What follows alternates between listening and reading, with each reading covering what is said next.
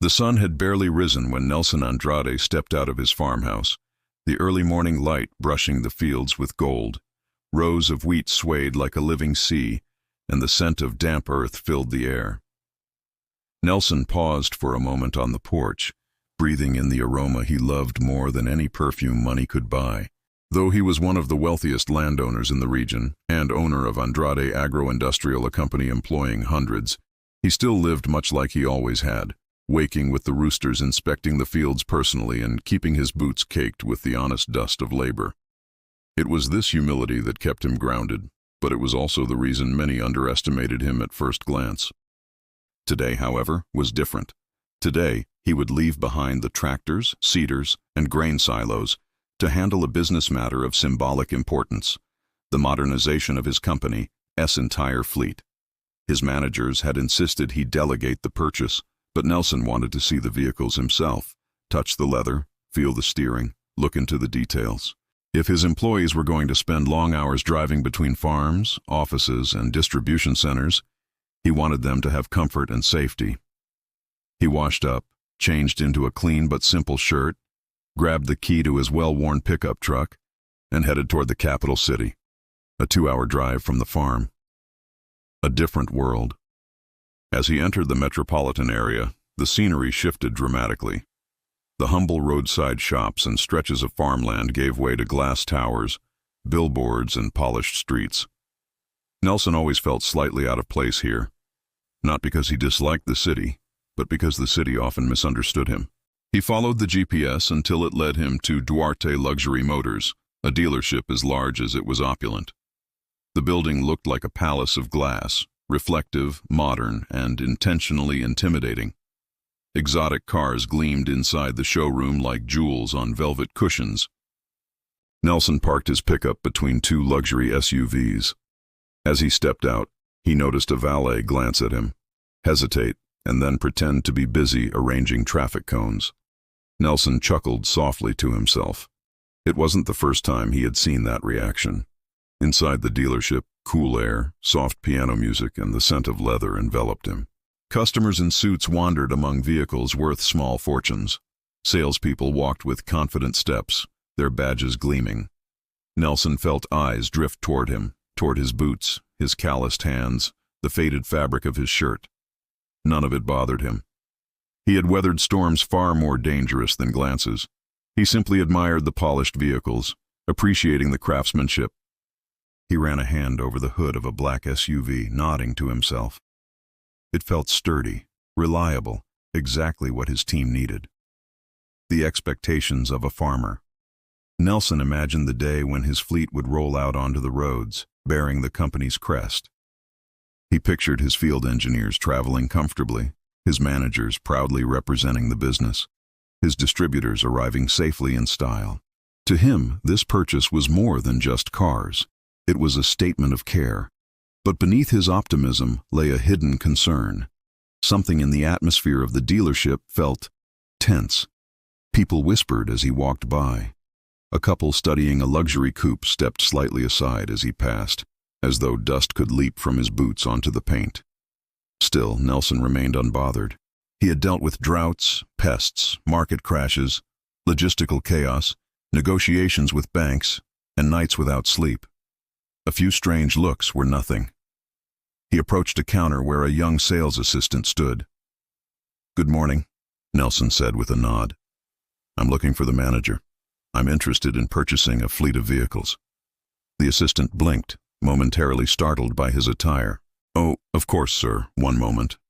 She disappeared toward the back offices, leaving Nelson to admire a row of executive sedans. He smiled quietly. These would do nicely.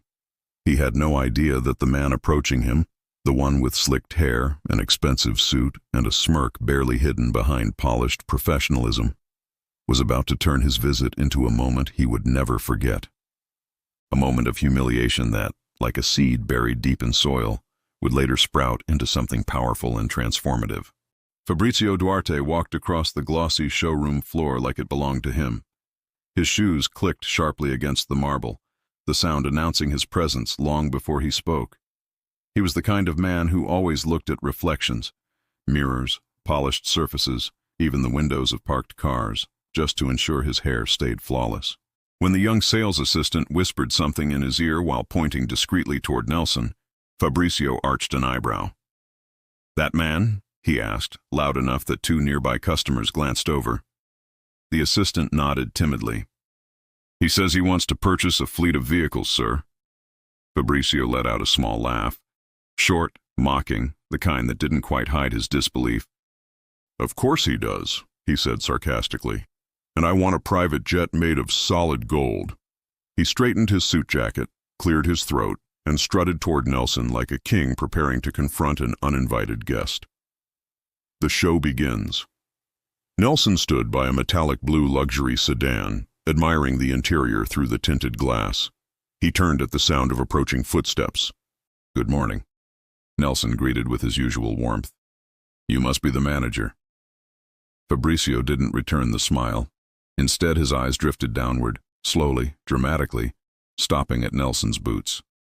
He brushed invisible dust off his own sleeve as though the sight alone contaminated him. "Yes," Fabricio said, voice smooth but dripping with condescension. "I'm the manager, and I'm afraid you're in the wrong place." Nelson blinked, confused. "Wrong place? I'm here to look?" Fabricio cut him off. "Or to fantasize." A couple browsing a nearby vehicle exchanged smirks. Nelson kept his composure. "Actually," he said calmly, "I'd like to discuss a large purchase. I'm looking to outfit part of my company's—" Fabricio raised a hand, silencing him as though swatting away a fly. "Sir," he said loudly, theatrically, "this dealership specializes in premium automobiles. Not in— how shall I put this?" He gestured vaguely at Nelson's attire. "Off-road fashion experiments." A few people chuckled. The public humiliation. Despite the growing attention, Nelson kept his posture steady. "I assure you," he began, "I'm fully prepared to—" "I'm sure you are," Fabricio said with a smirk. "But our vehicles are, let's say, beyond the salary expectations of someone who works with tractors." Some customers openly laughed this time. The words hit the room louder than they hit Nelson. He'd spent his entire life working the land, earning every grain and every cent with sweat, grit, and leadership. He had been underestimated before, but this was different. This was deliberate humiliation in a room full of strangers. Still, he refused to let anger rise. "I work with more than tractors," Nelson said evenly. "In fact, I came prepared to make a significant investment today."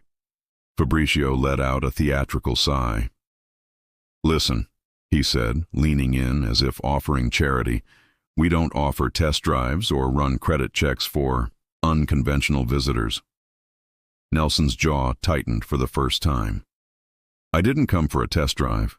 I came because your brand has the features my employees need. But if this is how you treat customers—" "Customers?"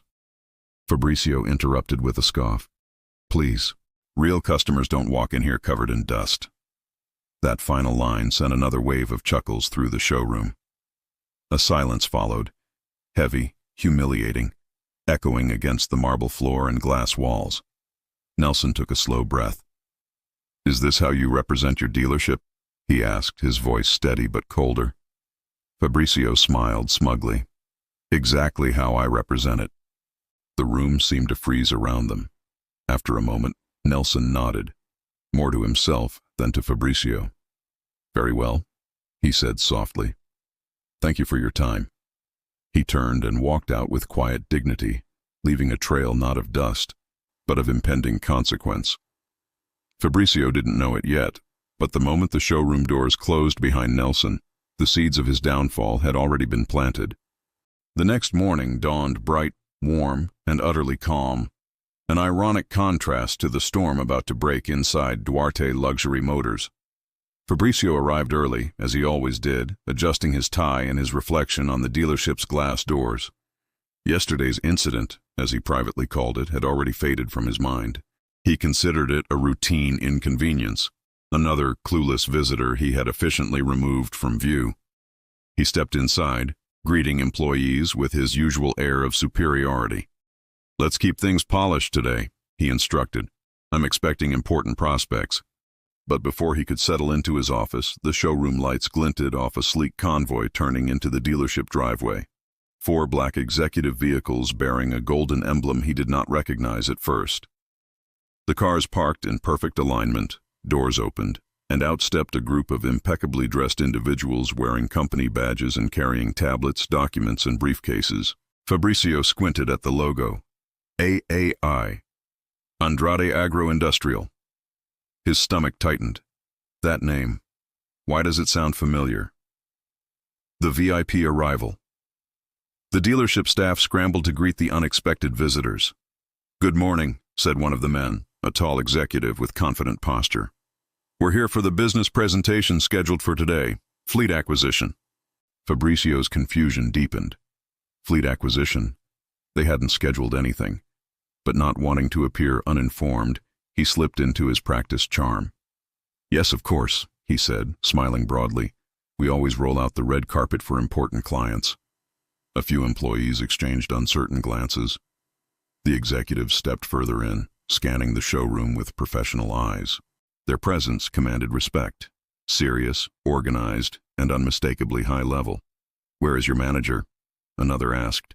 Before Fabricio could answer, a familiar voice cut through the air. "Right where I found him yesterday." Fabricio froze.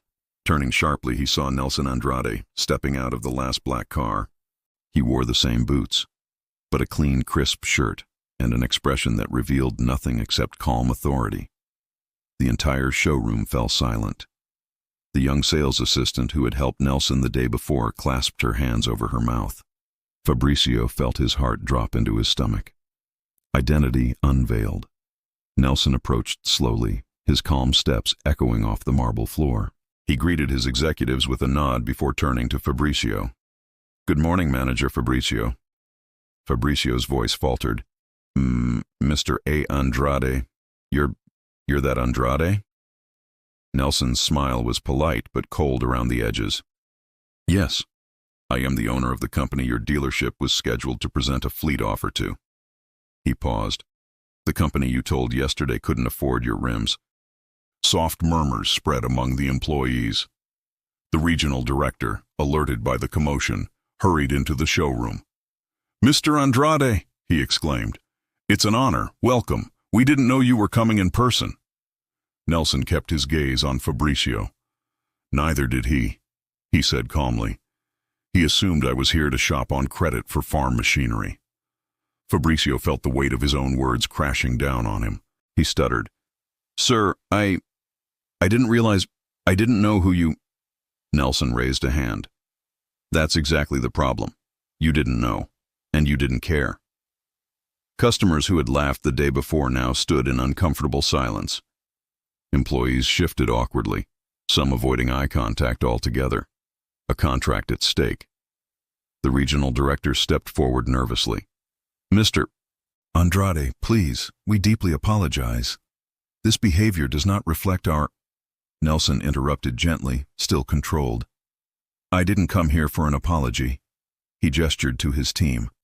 "I came to evaluate whether your dealership deserves a multi-million real contract." The director blanched. Fabricio's knees nearly buckled.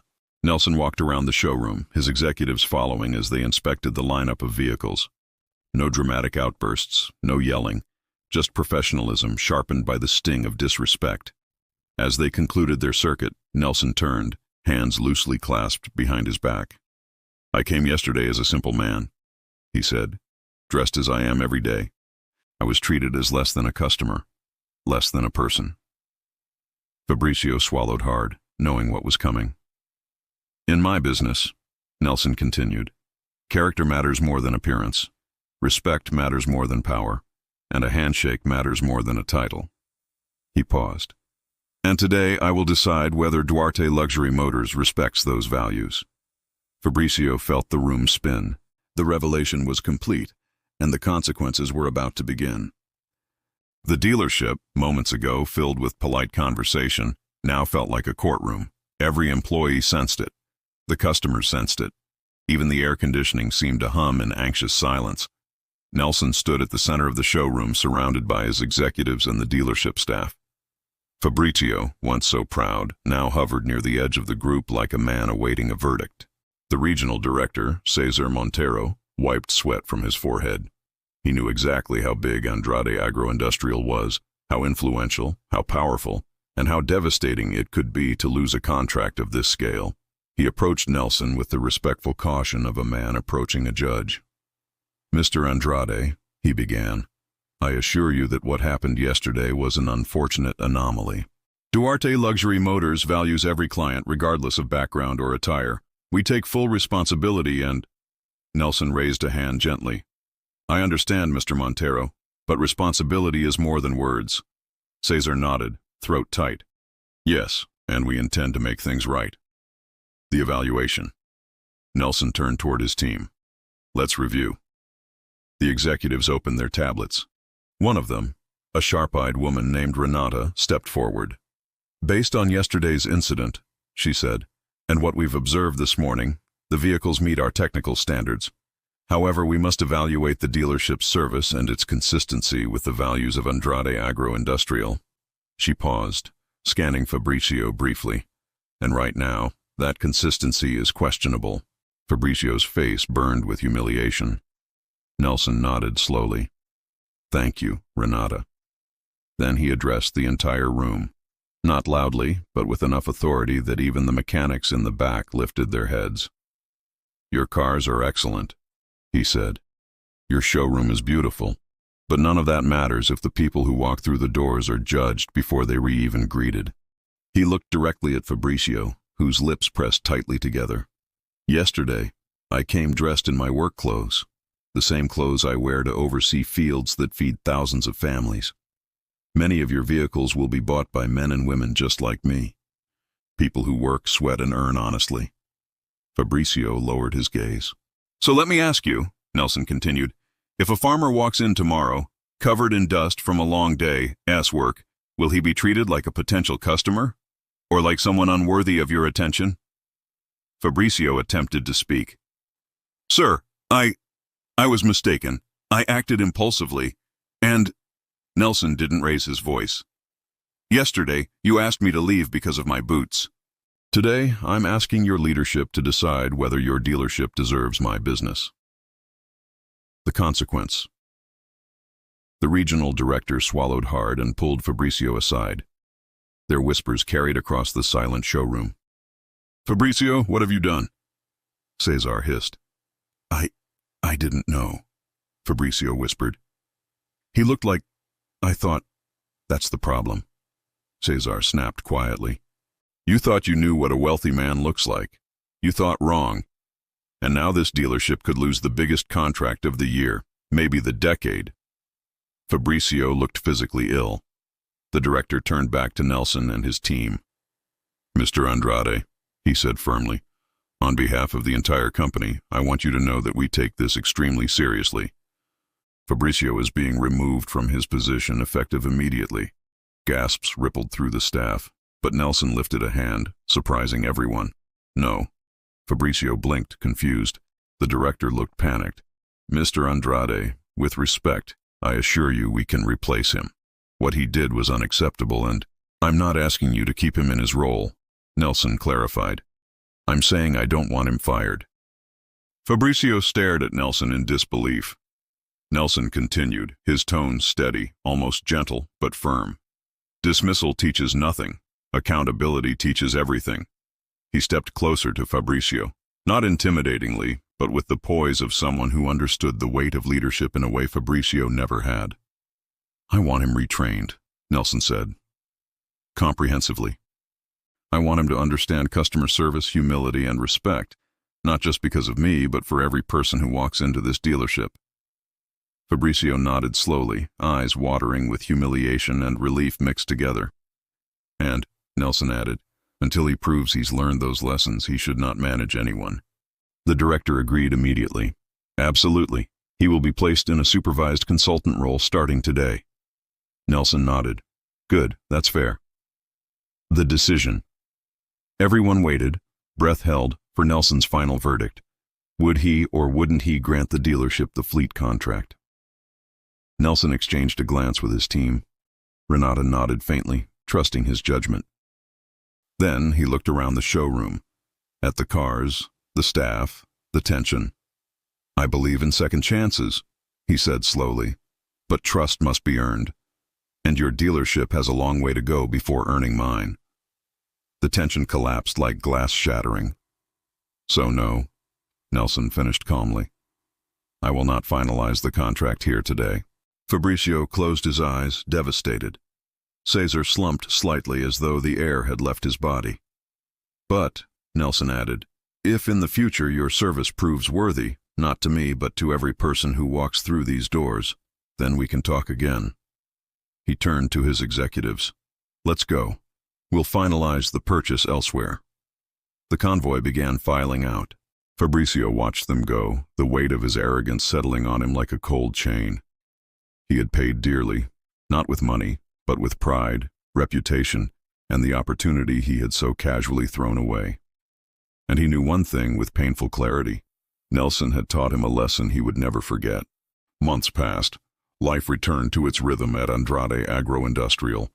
The fields flourished under Nelson's careful stewardship, and his new fleet of executive vehicles, purchased from a rival dealership that treated him with genuine respect, became a source of pride for his employees. Everywhere they went, people commented on the cars, their comfort, and the iconic golden emblem on the doors. For Nelson, the humiliation he suffered had faded, not because he forgot it, but because he had turned it into something better. As he often said, the ground doesn't become fertile by forgetting the storm. It becomes fertile by renewing itself after it. Meanwhile, Duarte Luxury Motors went through a transformation of its own. The aftermath at the dealership. Fabricio was no longer the confident, marble-floor-strutting manager he had been. He wasn't fired, but he was stripped of authority, prestige, and the comfortable illusions he had wrapped around himself. His new role was humbling. Customer service consultant trainee. He attended workshops alongside new hires, studied principles of emotional intelligence, and practiced listening, sometimes painfully, while senior trainers role-played scenarios that mirrored what he had once dismissed as common customers. During one exercise, a trainer dressed in worn overalls walked into the mock showroom, pretending to be a farmer. Fabricio froze. The memory was still raw. He swallowed his pride and treated the customer with practiced respect, but the trainer shook his head. "That was polite," the trainer said. "Not genuine. Try again." Fabricio tried again, and again, and again. Humility, he learned, was not a lesson one mastered in a day. His co-workers noticed the change in him. Gone was the arrogant smirk, the hurried, dismissive tone, the superiority. In its place emerged something new, something he'd never believed he needed: empathy. The turning point: one afternoon, months after Nelson's fateful visit, the dealership hosted a regional automotive event showcasing new models. It was crowded, elaborate, filled with executives, influencers, and journalists. Fabricio, wearing the same position badge as all other trainees, helped hand out brochures and answer questions. When he spotted a familiar figure near a display SUV, his breath caught. Nelson Andrade. He stood in his usual posture, calm, attentive, unpretentious. He examined the vehicle not through the lens of luxury but through practicality, imagining workers using it. Fabricio hesitated, nerves knotting in his throat. He'd replayed the humiliation scene so many times that approaching Nelson felt like walking into a confession. Finally, gathering every ounce of courage shaped by months of reflection, he approached. "Mr. Andrade?" Nelson turned, instantly recognizing him. "Fabricio." His tone wasn't hostile. It was calm, neutral, perhaps curious. I wanted to speak with you," Fabricio said, hands clasped in front of him. Nelson nodded once. "Go ahead." Fabricio took a shaky breath. "I judged you by your appearance that day," he began. "I made assumptions, ugly ones. I thought I knew who belonged in that showroom and who didn't. And because of that, I disrespected someone who deserved more than just courtesy." He swallowed, voice thickening. "I deserve the consequences. All of them. And I've been working, really working, to become someone who sees people, not labels." Nelson listened without interrupting. A rare gift Fabricio was learning to appreciate. "I don't expect forgiveness," Fabricio continued, "but I wanted you to know, you changed me. More than losing the contract, more than the embarrassment. Your reaction, your restraint, your fairness. That's what I remember most." Nelson's gaze softened. "When a field produces poorly," he said, "you don't burn it down. You nourish it. You fix the soil. You plant again." Fabricio lowered his head. "That's what I've been trying to do." Nelson nodded slowly. "Good. Because real change is a harvest that takes time." Then, to Fabricio's surprise, Nelson extended his hand. Fabricio hesitated only a second before shaking it, firmly, gratefully. The legacy of a lesson. As Nelson walked away, Fabricio felt something shift inside him. Not relief, growth. Quiet, steady, earned growth. He would never again underestimate someone based on boots, shirts, accents, or appearances. He had learned, painfully and permanently, that respect isn't a courtesy reserved for the wealthy. It is a duty owed to every human being. Nelson rejoined his executive team at the event. Renata whispered, "Everything all right?" Nelson smiled faintly. "Yes. Sometimes people need a second chance. And sometimes a second chance becomes a better harvest than the first." They left the event, not with contracts or negotiations, but with something far more valuable. The quiet satisfaction of knowing dignity had prevailed, arrogance had been overcome, and a lesson had been planted that would grow for years to come.